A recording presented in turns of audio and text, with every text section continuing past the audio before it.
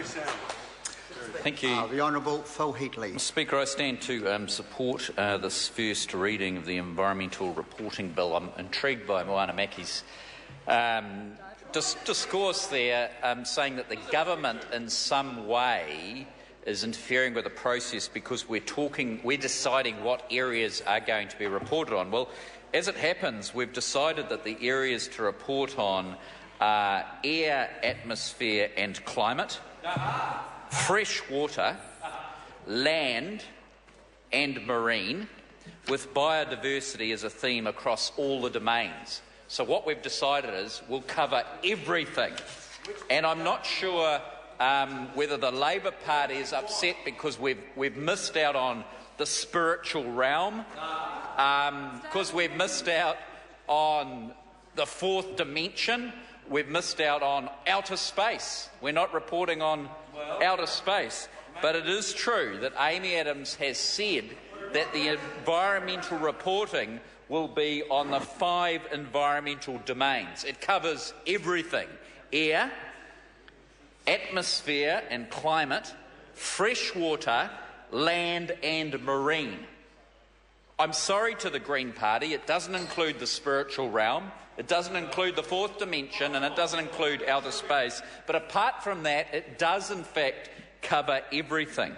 So this bill creates a national level environmental reporting system, which incidentally the Labor Party never had for 10 years while they were in government.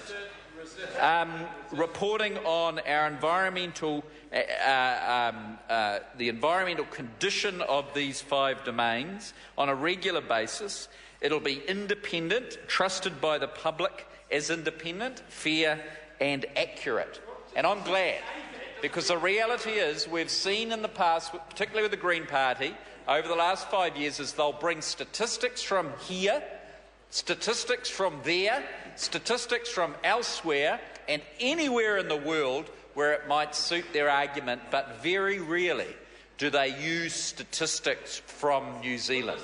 I'll give you an example. In the oil and gas industry, they never hold up New Zealand's oil and gas industry's track record because it's so very, very good.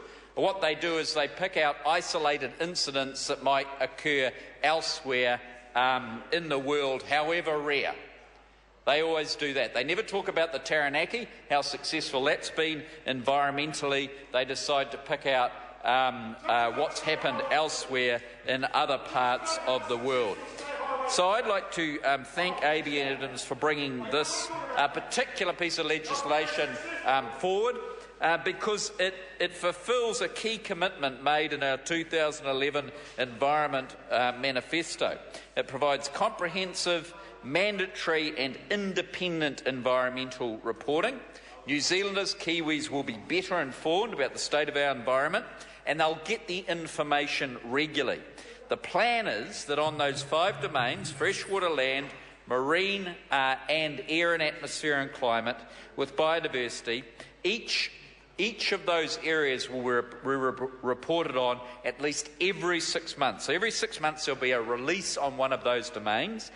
And then in the culmination of a 3-year period, there'll be an overarching report on the 5 of them and how they interact with each other. So 3 yearly, we'll get a comprehensive report on each of those 5 and their interactions, and that is a huge step up on environmental reporting that has been has occurred previously, and particularly under previous governments. So I thank Amy Adams for bringing this forward now as part of our policy manifesto going into the 2011 election. I know a considerable amount of work has been done.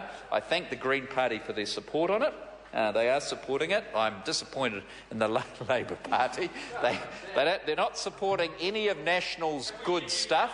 I'm not sure why. I think they just sort of want to make a point, but the Green Party sees the environmental benefits of us doing this. The Labor Party doesn't. They're just sort of opposing for the sake of it. Good for them.